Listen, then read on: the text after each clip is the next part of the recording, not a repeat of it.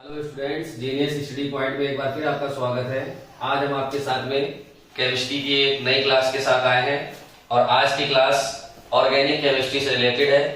ठीक है, क्लास को शुरू करने से पहले अगर आप हमारे चैनल पे नए हैं तो हमारे चैनल को आप सब्सक्राइब करें, लाइक करें और ज्यादा से ज्यादा आप उसको शेयर करें। ठीक है, तो आज ऑर्गेनिक केमिस्ट्री के एक नए टॉपिक के साथ में आए हैं। ऑर्गेनिक केमिस्ट्री में जो रिएक्शन के न्यूमेरिकल हैं आज हम उनको समझने वाले हैं। ठीक है बच्चों, तो आज का जो पहला न्यूमेरिकल हमारा है, इस वीडियो को ज्यादा लंबा नहीं करेंगे हम लोग, इसमें हम केवल 2 ही 3 न्यूमेरिकल को समझेंगे।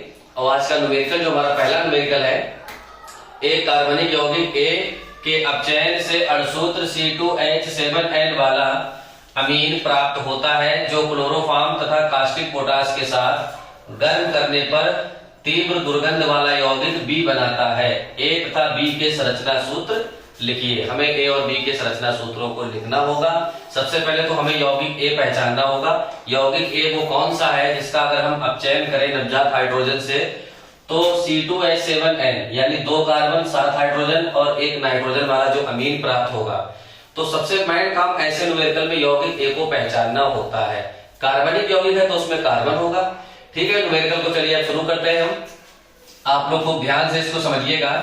ठीक है बच्चों, तो यौगिक ए का अपचयन कराएंगे। यौगिक ए हमारा होगा कोई भी साइनाइड, क्योंकि अगर किसी भी साइनाइड का हम अपचयन कराते हैं तो जो प्राइमरी अमीन है वो हमको प्राप्त होते हैं, जैसे मेथिल अमीन, एथिल अमीन। ठीक है, इस तरीके के जो अमीन है वो हमको प्राप्त होते हैं। तो यौगिक ए हमें क्या रखना होगा, कोई भी साइनाइड, और यहाँ पर 2 कार्बन है तो इसलिए हमें मेथिल साइनाइड लेना होगा। ठीक है बच्चों, तो यहाँ पर हम क्या करेंगे, CH3Cl को रखते हैं। ये यौगिक ए आपका होगा मेथिल साइनाइड। यहां पर लिख देता हूं मैं, यौगिक ए है ये, जिसका आप क्या कराएंगे, नवजात हाइड्रोजन के द्वारा बच्चों अपचयन करा रहे हैं। ठीक, जब इसका आप अपचयन कराएंगे तो अपचयन जब भी होता है तो किसी न किसी उत्प्रेरक का उपयोग हम करते हैं। उत्प्रेरक हम कौन सा लगाएंगे, आपको पता होगा, सोडियम और एथिल अल्कोहल, इन दोनों की रहती है प्रेजेंट। ये उत्प्रेरक का काम करते हैं। ठीक है, तो मेथिल साइनाइड का जब भी हम अपचयन कराते हैं तो देखो बनेगा क्या आगे, मेथिल तो आपके पास ऑलरेडी है। ठीक है बच्चों, और इस वाले कार्बन के साथ में अगर आप 2 हाइड्रोजन जोड़ेंगे तो CH2 बन जाएगा। अब बचेगा नाइट्रोजन, तो नाइट्रोजन के साथ में भी अगर हमें अमीन समूह बनाना है तो नाइट्रोजन के साथ में भी हम क्या करेंगे, 2 हाइड्रोजन जोड़ देंगे तो आपका C2H7N वाला अमीन बन गया। देखो बच्चों, 1 और 1 2 कार्बन, 3 2 5 और 2 7 हाइड्रोजन और 1 नाइट्रोजन। जो आपको प्राप्त करना था वो आपने प्राप्त कर लिया। इसको हम कहेंगे एथिल अमीन। इसका नाम हम लिख सकते हैं, एथिल अमीन।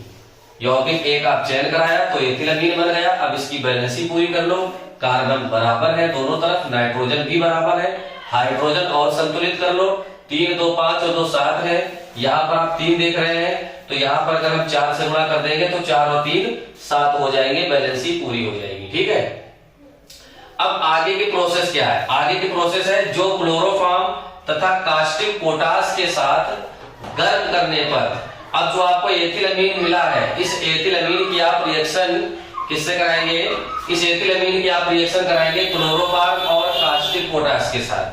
आपको क्लोरोफॉर्म और कास्टिक पोटाश के साथ इसकी रिएक्शन करानी है एथिल अमीन की। ठीक है, तो चलिए इसको पहले लिख लेते हैं हम, C2H5NH2 ये एथिल अमीन है।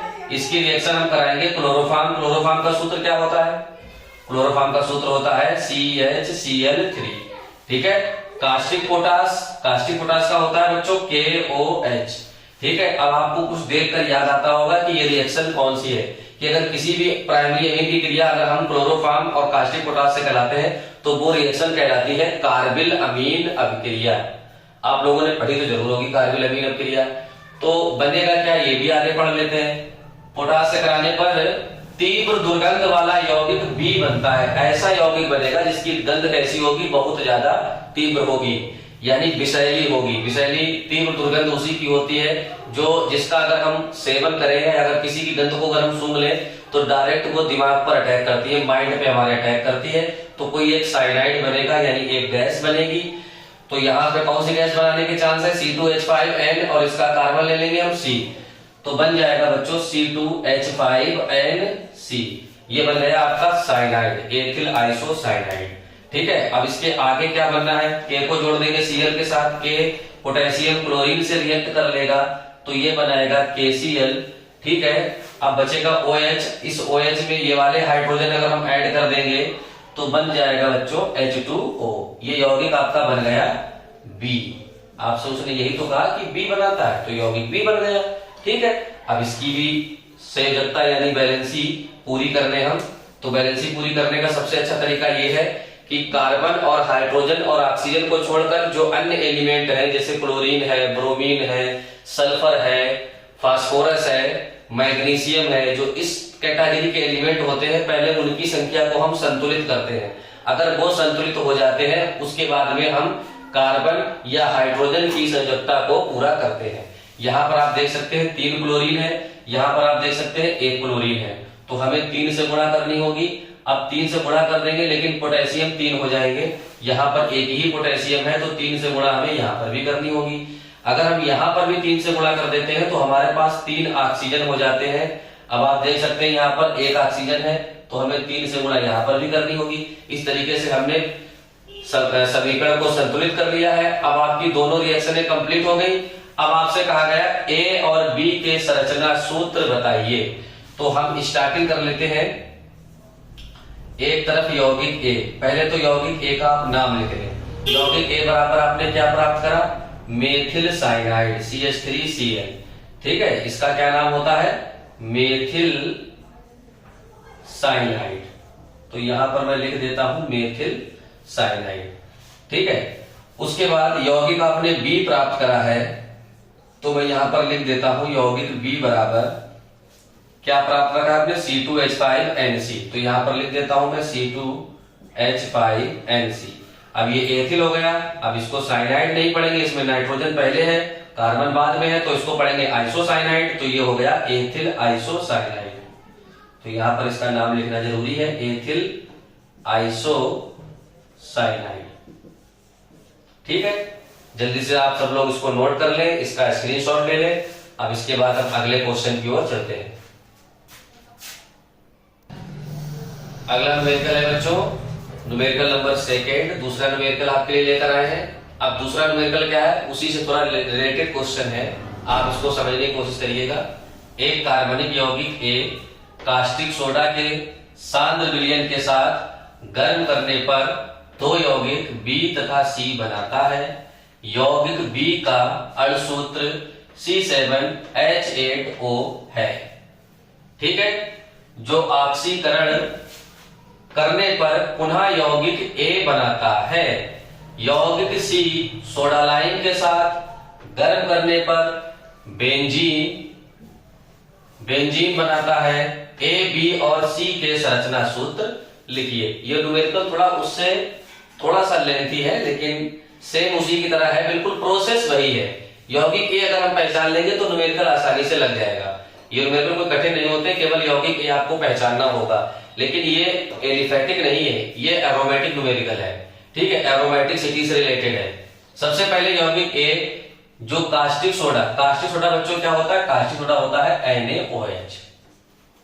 अगर एक ही क्रिया NaOH से कराते हैं तो बी और सी 2 यौगिक बन रहे हैं। जरा समझो, बी बनना है और सी बनना है, और आपके लिए उसने हिंट दे दी। बी का अणुसूत्र क्या है, बी का अणुसूत्र है C7H8O। ये बी का अणुसूत्र है यौगिक बी। अब C7H8O अगर आप पहचान लेंगे तो इस तरीके से आप ए को भी पहचान लेंगे। अब ऐसा कौन सा एरोमेटिक यौगिक है जिसमें 7 कार्बन 8 हाइड्रोजन और 1 ऑक्सीजन होता है, तो यहां पर मैं लिख देता हूं C6H5CH2OH। ये होता है, देखो इसको कहते हैं बेंजीन अल्कोहल। अब आप चेक कर सकते हैं, 6 और 1 7 कार्बन, 5 2 7 और 1 8 हाइड्रोजन, 1 ऑक्सीजन। समझ गए ना। अब जरा ध्यान दीजिए, उसने आपको थोड़ा सा यहाँ पर क्लू दिया है समझने के लिए कि अगर यौगिक बी ये है बेंजीन अल्कोहल, तो बेंजीन अल्कोहल किसके द्वारा प्राप्त होता है। ऐसा कौन सा यौगिक है जो सोडियम हाइड्रोक्साइड से क्रिया करेगा और हमें बेंजीन अल्कोहल देगा, तो ये कैनिजारोब क्रिया है। तो यहां पर आप समझ सकते हैं कि यौगिक एक ही जगह पर अगर हम C6H5CHO यानी बेंजल्डिहाइड रखेंगे तो बेंजल्डिहाइड क्या करेगा बच्चों, NaOH से रिएक्ट कर लेगा। जब NaOH से रिएक्ट कर लेगा तो B और C दो यौगिक बनाएगा, जिसमें B हमारा क्या होगा, बेंजिल अल्कोहल होगा। इतना तो आप समझ गए होंगे, ठीक है। तो चलिए न्यूमेरिकल स्टार्ट करते हैं। न्यूमेरिकल स्टार्ट कर रहे हैं। यौगिक ये क्या है, बेंजल्डिहाइड है, जिसका सूत्र होता है C6H5CHO, ठीक है। ये रिएक्शन करेगा किससे बच्चों, NaOH से, ठीक है। क्या बनाएगा, कैनिजारो क्रिया है, दो यौगिक बनाएगा। यौगिक ये A है, अभी इसके नाम नहीं लिखने, नाम आपको अंत में लिखने हैं। A क्रिया करेगा NaOH से, तो ये क्या बनाएगा, B बनाएगा। B क्या होगा, C6H5CH2OH, ये B होगा, ठीक है। और इसके साथ में क्या बन जाएगा बच्चों, C6H5COONA, ये बन गया सोडियम बेंजोइट, जिसको हम यौगिक C कहेंगे। अब आप बैलेंसी पूरी कर लो, क्योंकि यहाँ पर 6 और 6 12 कार्बन हो गए। यहाँ पर तो 6 ही कार्बन है, अगर 2 से गुणा कर दे, 6 दूनी 12 और 2 14 हो गए। तो यहाँ पर आप चेक कर सकते हैं, 6 और 6 12, 13 और 1 14, कार्बन बराबर हो गए, बैलेंसी भी आपकी बराबर हो गई। इस रिएक्शन को हम कैनिजारो क्रिया कहते हैं। आप लोगों ने पढ़ा होगा अपने सिलेबस में, कैनिजारो क्रिया पर टिप्पणी लिखिए, बहुत आती है रिएक्शन लिखने के लिए। यहां तक आप रिएक्शन समझ गए, ठीक है। उसके आगे क्या है वो आपको समझाता हूं। यौगिक B का सूत्र C7H8O है, जो ऑक्सीकरण पर पुनः यौगिक A देता है। यानी अगर B जो बना है, B का अगर हम ऑक्सीकरण करा दे तो B क्या करेगा, A बनाएगा। तो हम B का चलो ऑक्सीकरण कराते हैं, ठीक है। C6H5CH2OH यौगिक B है ये। अब इसका आप कराएंगे बच्चों ऑक्सीकरण, यानी नवजात ऑक्सीजन से ऑक्सीकरण। यहाँ पर वायु द्वारा नहीं कह रहा है, तो नवजात ऑक्सीजन से कराएंगे। अगर कहता वायु द्वारा ऑक्सीकरण कराना है तो O2 से कराते, ठीक है। अब ऑक्सीकरण कराएंगे तो क्या बनना चाहिए, ये देखिए। ऑक्सीकरण जब भी कराते हैं तो यहाँ पर पोटेशियम K2Cr2O7, ये पोटेशियम डाइक्रोमेट होता है, ये अम्लीय माध्यम में होता है, तो H पॉजिटिव लगा देते हैं, यानी अम्लीय माध्यम में हो गया। ये क्या बनाएगा, B ऑक्सीकरण करा रहे हैं तो A ही बनाएगा, यानी C6H5CHO, यानी इस H2 को आप O के साथ जोड़ देंगे तो जल का अणु बन जाएगा। बाकी जो बचेगा वो यौगिक A बचेगा। देखिए रिएक्शन C6H5CHO, ये देखो अब बच्चों आपका यौगिक A बन गया, अंत में आपका बन जाएगा H2O, ठीक है। अब क्या करना है आपको, अब यहां पर आपको एक काम ये करना है, A बन गया। अब अगली स्टेप पढ़ो, देखो स्टेप बाय स्टेप अगर न्यूमेरिकल को लगाओगे तो लग जाएगा। यहां तक अब आप लगा चुके हैं, यौगिक A आपने प्राप्त कर लिया है, B से A प्राप्त कर लिया है। अब आगे पढ़िए न्यूमेरिकल। यौगिक C, ये है आपका यौगिक C, कहां, ये है आपका यौगिक C, सोडियम बेंजोइट, ये यौगिक आपका C है। यौगिक C सोडा लाइम के साथ, सोडा लाइम क्या होता है मैं यहां पर लिख दूं, NaOH होता है सोडा लाइम। सोडा लाइम के साथ गर्म करने पर बेंजीन बनाता है। अब यौगिक C की रिएक्शन आप सोडा लाइम से करा दे, तो यौगिक C को लिख लें अब आप C6H5COONA। अब इसकी क्रिया हम NaOH से कराते हैं, ठीक है बच्चों। NaOH से रिएक्ट कर रहा है ये, इसमें कैल्शियम ऑक्साइड की प्रेजेंट भी रहती है। ये रिएक्शन होती है B कार्बोक्सिलीकरण। इसको जब आप अपने सिलेबस में देखेंगे, अपने नोट्स में देखेंगे, तो ये रिएक्शन B कार्बोक्सिलीकरण कहलाती है। अब इसमें आप लास्ट वाला हाइड्रोजन देख रहे हैं, उसको C6H5 में जोड़ दे तो क्या बन जाएगा, बेंजीन बन जाएगी ना। तो C6H6 ये किसका सूत्र होता है, बेंजीन का होता है। सोडियम को सोडियम में जोड़ेंगे तो क्या बनेगा, Na2COO में ये वाला ऑक्सीजन आप जोड़ देंगे तो क्या बन जाएगा बच्चों, CO3, यानी सोडियम कार्बोनेट बन जाएगा। ये आपकी बेंजीन बन गई। यहाँ पर आप इसका नाम लिख दें। किससे बनी है, यौगिक C से बनी है। यहीं तक आपसे उसने न्यूमेरिकल कहा था। आगे उसने आपसे कहा A, B और C के संरचना सूत्र लिखिए। अब आपको इनके संरचना सूत्र लिखने हैं, तो नई लाइन से मैं लिख देता हूं किस तरीके से आपको लिखना है। यौगिक A बराबर, अब डायरेक्ट मैं इनको श्रृंखला में ही लिख देता हूं। यौगिक A क्या है, C6H5CHO, बेंजल्डिहाइड है तो C6H5 को बेंजीन रिंग में लिख दो इस तरीके से, और उसके ऊपर CHO, ठीक है। इसका क्या नाम हो जाएगा, इसका नाम हो जाएगा बेंजल्डिहाइड। नाम भी लिख दो, अगर आपको पता है तो नाम लिख दो। यौगिक B बराबर क्या आपने प्राप्त किया, यौगिक B बराबर आपने प्राप्त किया बेंजीन अल्कोहल, तो एक और आप बेंजीन रिंग बनाए, ठीक है, इस तरीके से CH2OH।